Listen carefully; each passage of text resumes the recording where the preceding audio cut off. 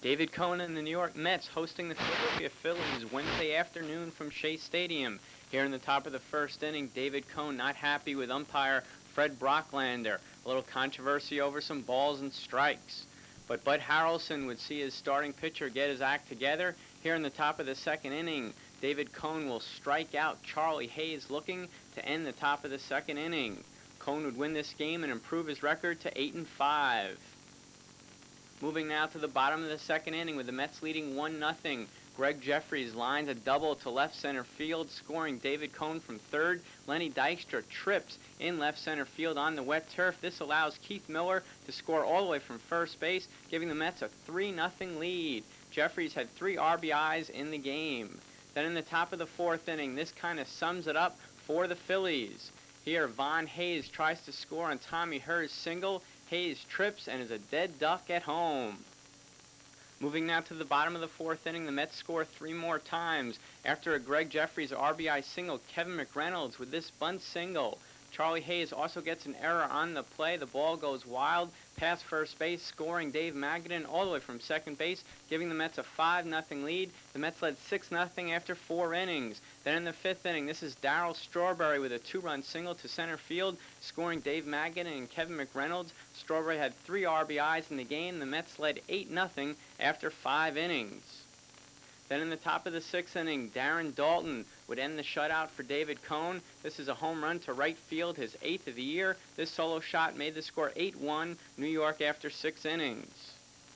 Then in the top of the 8th inning, Dale Murphy lines a single to left center field, scoring Randy Reddy, making the score 8-2 New York. But the Mets hold on and win 8-4. David Cohn, the winner, 8-5. Don Carmen, the loser, 5-1.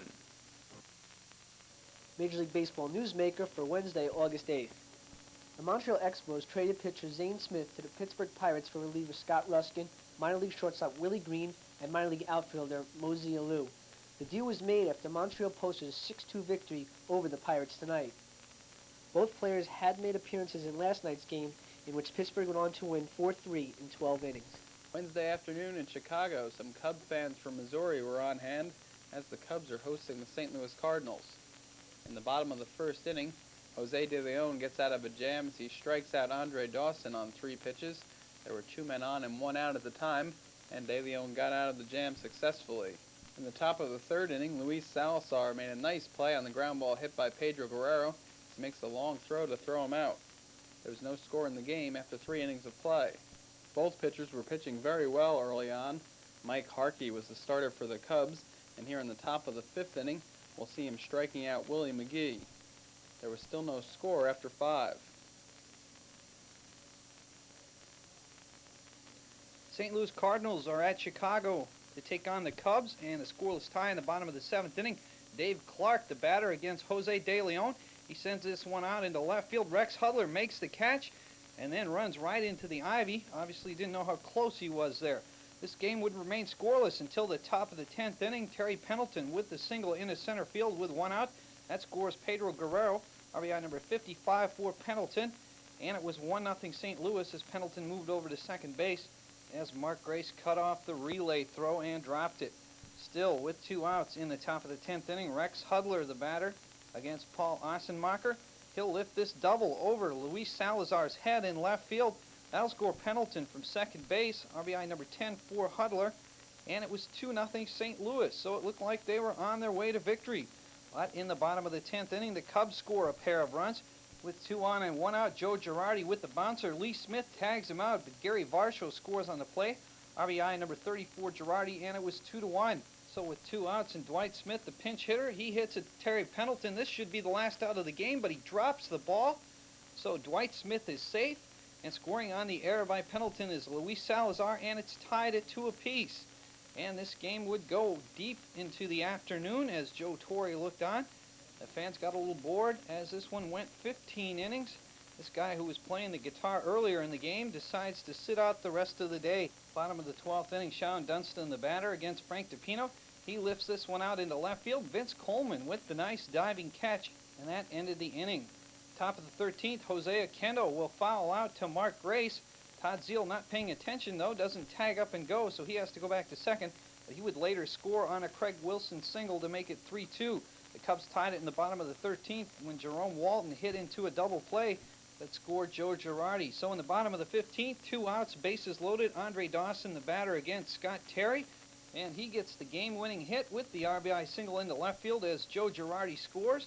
RBI number 71 for Dawson. That wins the game for the Cubs 4-3 in 15 innings. Bill Long gets the win. He's 5-0. Tom Niedenfuhr takes the loss. He's 0-5. And Mark Grace extended his hitting streak to 17 games with a couple of hits, but it's the Hawk, Andre Dawson, who wins it in the bottom of the 15th with the game-winning hit. Cleveland Stadium on Wednesday night, the Indians hosting the Texas Rangers. After a Gary Pettis sacrifice fly in the top of the third made it 1-0 Texas. Bottom of the 4th inning with 1 out, Candy Maldonado lifts this sacrifice fly off of Jamie Moyer into center field. Gary Pettis throws home to Gino Petralli, who can't hang on. Mitch Webster scores, RBI number 62 for Candy, and it was 1-1. Then after Chris James and Brooke Jacoby singles, Corey Snyder singles into left field. That scores Chris James. Brooke Jacoby moves over to second, RBI number 52 for Snyder, and it was 2-1 Cleveland. Then Jeff Manto reaches base for the 8th consecutive time with this RBI single. That scores Jacoby. It made it 3-1. He got on base with 5 walks and 3 hits. RBI number 6. And then Tom Brookins with the RBI single up the middle, scoring Snyder. That made it 4-1 as the Indians get 5 singles in a row with 2 outs. RBI number 16 for Brookins. And speaking of Corey Snyder, he's playing shortstop for the 2nd game in a row. Here he turns the nice 6-4-3 double play on Jeff Kunkel to help out his pitcher Shaw to end the top of the 5th inning. Top of the 6th inning, Harold Bain smacks this single into center field. That scores Julio Franco from second. RBI number 41 makes it 4-2 in favor of Cleveland. That came off of Shaw with 2 outs in the top of the 6th inning. With the score 5-2 in favor of Cleveland, Doug Jones on in relief. And the first batter he faces in the top of the 9th is Harold Baines. And he drills this 1-0 pitch into left center field for his 12th home run of the season. RBI number 42. It's a solo shot that made it 5-3. That turned out to be the final as Doug Jones would work the 9th and pick up his 29th save. Here he strikes out Kevin Reimer to end the game. The final 5-3 Cleveland. Jeff Shaw gets the win. He's 2-2. Jamie Moyer takes the loss. He's 1-4. And the Indians defeat Texas 5-3 on Wednesday night. Wednesday evening from Anaheim, former baseball commissioner Peter Ueberroth on hand as the Angels took on the Boston Red Sox. In the top of the 1st inning, Boston scored 2 runs. First, Ellis Burks lined a single right center field. This knocked in Carlos Quintana. RBI 56 for Burks. And the Red Sox led 1-0. Later in the 1st, they picked up another run when Mike Greenwell beat out a double play ball to shortstop. On the play, Wade Bach scored, and the Red Sox led 2-1 in the top of the 1st inning. In the bottom of the 2nd inning, the Angels got back a run when Lee Stevens came up and belted a solo home run to straightaway center field off Boston starter Greg Harris. And the Red Sox lead was cut to 2-1. It was Stevens' 4th home run of the season. In the top of the 6th inning, Stevens made a fine defensive play as he made a nice backhand catch right by the lip of the dugout on Dewey Evans' foul ball to first base. Nice play by Stevens. In the bottom of the 6th inning, Boston starter Greg Harris got some fine defensive help from his shortstop Tim Nehring, who showed some fine range on Devon White's ground ball up the middle and threw him out 6-3. Nice play by Boston shortstop Tim Nehring. But later in the bottom of the 6th, California tied up the game when Brian Downing doubled off the wall in left field. This knocked in Stevens. RBI 31 for Downing. And the game was tied at 2 in the bottom of the 6th inning.